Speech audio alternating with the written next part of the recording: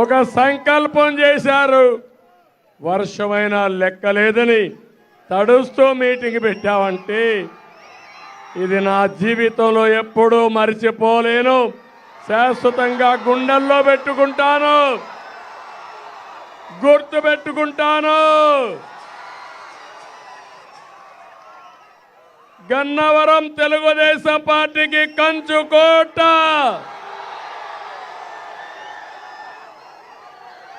తొమ్మిది సార్లు ఎన్నికలు జరిగితే 8 సార్లు ఇండిపెండెంట్ తో కలిపి గెలిచింది ఇక్కడ మనమేనని చెప్పి నేను మీకు తెలియజేస్తున్నా. ఇప్పుడు యార్లగడ్డ వెంకట్రావు గారి గెలుపు గోడ మీద రాసేసుకున్నాం. పిల్ల సైకో ఓడిపోవడం ఖాయం. ఎగిరెగిరి పడ్డావు. చెప్తున్నా, నా దగ్గర తోక తిప్పితే తోక కట్ చేస్తాం తప్ప ఎవరిని వదిలిపెట్టాం. మా తమ్ముళ్ళు ఉన్నారు, పోరాడారు. నన్ను అవమానించినప్పుడు పోరాడారు. తెలుగుదేశం పార్టీ ఆఫీసు తగలబెట్టి మిమ్మల్ని జైల్లో పెడితే వీరోచితంగా పోరాడిన నా తమ్ముళ్ళని, నా కుటుంబ సభ్యుల్ని ఎప్పుడూ జీవితంలో మర్చిపోలేను. త్యాగాలు చేశారు, పోరాటాలు చేశారు. ఇప్పుడు వెంకట్రావు గారు వస్తే ప్రతి ఒక్కరూ ఒక క్రమశిక్షణ కలిగిన సైనికుడు మారిగా యుద్ధానికి సిద్ధమని ముందుకు పోతున్నారు. నేను అందుకనే హామీ ఇస్తున్నా. బ్రహ్మాండమైన మేనిఫెస్టో ఇచ్చాం. ఇంటింటికి తీసుకెళ్ళండి. ఒక రోజే టైం, రోజు రోజుకు పెరుగుతూ ఉంది. ఒక పక్క మీరు చెప్పాల్సింది, ఆడబిడ్డలను ఆదుకునే పార్టీ తెలుగుదేశం పార్టీ. ప్రతి ఆడబిడ్డకు 1500 రూపాయలు నెలకు, సంవత్సరానికి 18,000, 5 ఏళ్లలో 90,000 రూపాయలు ఇచ్చే బాధ్యత మాదని మీకు హామీ ఇస్తున్నా. వీళ్ళకే కాదు, తల్లికి వందనం కింద ఎంతమంది బిడ్డలుంటే అంతమందికి 15,000 రూపాయలు చొప్పున ఇస్తామని మీకు హామీ ఇస్తున్నా. ఇంకో పక్క ధరలు పెరిగాయి. నేను అడుగుతున్నా, ఎవరైనా ఆనందంగా ఉన్నారా అని అడుగుతున్నా. పెట్రోల్ డీజిల్ ధరలు పెరిగాయా లేదా? కరెంటు ఛార్జీలు పెరిగాయా లేదా? మద్యం ధర పెరిగిందా లేదా? పన్నులు పెరిగాయా లేదా? ఎన్నికల ముందు ముద్దులు, ఇప్పుడు పిడి గుద్దులు గుద్దే దుర్మార్గుడు ఈ జగన్మోహన్ రెడ్డి. అందుకే నేను మీ అందరికీ హామీ ఇస్తున్నా, 3 వంట గ్యాస్ సిలిండర్లు ఉచితంగా మీకు ఇచ్చే బాధ్యత నాది.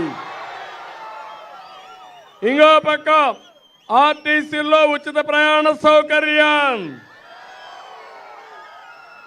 ఇక్కడి నుంచి విజయవాడకు పోవాలన్నా, పక్కన ఏలూరుకు పోవాలన్నా, మీరు పుట్టింటికి పోవాలన్నా దర్జాగా వెళ్ళమని మా ఆడబిడ్డలు కోరుతున్నా. ఏమి బేషిదాలు లేకుండా వెళ్ళండి. సురక్షితంగా తీసుకెళ్ళి మళ్ళా తీసుకొచ్చే బాధ్యత నాది, పవన్ కళ్యాణ్ గారిదని చెప్పి కూడా నేను మీకు తెలియజేస్తున్నా. నేను అడుగుతున్నా, ఈరోజు మీరు చూడండి, దోపిడీ రాజ్యం.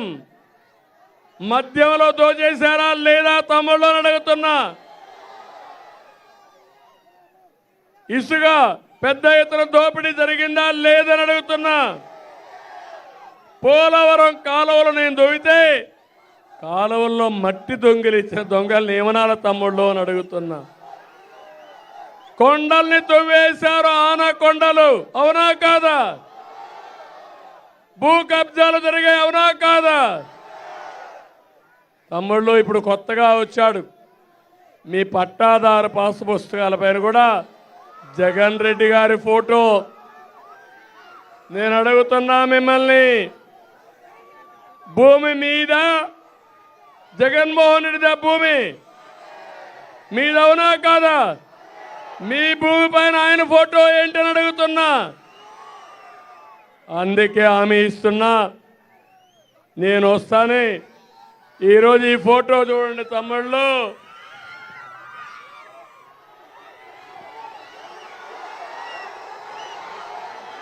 ఎవడిచ్చాడు ఈ భూమి? జలగిచ్చాడా ఈ భూమి? మీ తాత ఇచ్చాడు, మీ తండ్రి ఇచ్చాడు, వారసత్వంగా వచ్చింది. అవునా కాదా? ఏం చేయమంటారు? చించేయాలి, చెత్తబుట్లో వేయాలి. నేను వస్తానే రెండో సంతకం పెట్టి ఈ చట్టాన్ని రద్దు చేస్తా. పట్టాదారు పాస్ పుస్తకం మీద రాజముద్ర వేసి మళ్ళా మీకు ఇస్తా.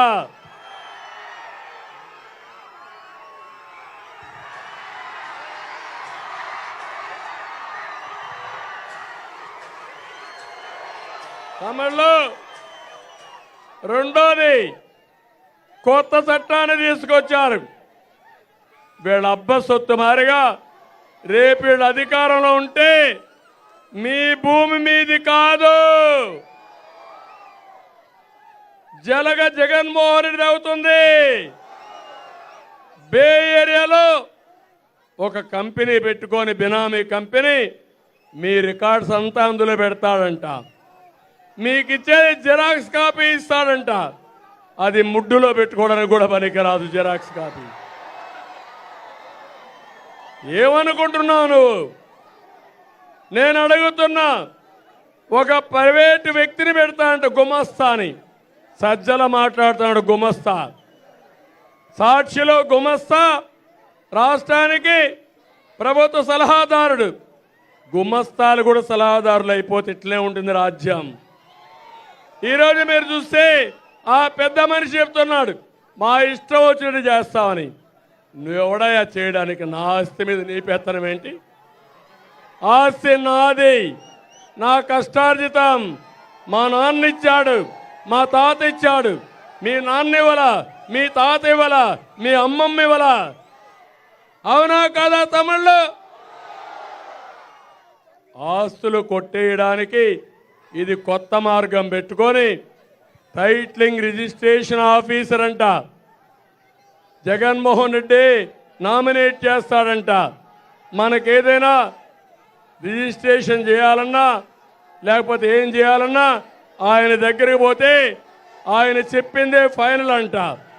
తర్వాత కోర్టు కూడా లేదంట. అందుకే నేను అడుగుతున్నా, జగన్మోహన్ రెడ్డి సమాధానం చెప్పాలి. ప్రైవేటు వ్యక్తుల్ని రిజిస్ట్రేషన్ ఆఫీసుగా టైటిల్ రిజిస్ట్రేషన్కి పెట్టావా లేదా అని అడుగుతున్నా. నీ ప్రైవేటు వ్యక్తులు నా ఆస్తి కాపాడతారా తమ్ముళ్ళు? ఈరోజు మీరున్నారు, పట్టాదారు పాస్ పుస్తకం ఉంది, 10-1 ఉంది, అడంగల్ ఉంది, ఎన్కంబరెన్స్ ఉంది. అయినా మీ భూమి కొట్టేస్తున్నారు కదా సైకోలు. ఏమీ లేకపోతే మీరేమవుతారు? MRO ఉండుడంట, RDO ఉండుడంట. ఈయన నామినేట్ చేసే మనిషి మన ఆస్తి పైన పెత్తనం చేస్తాడంట.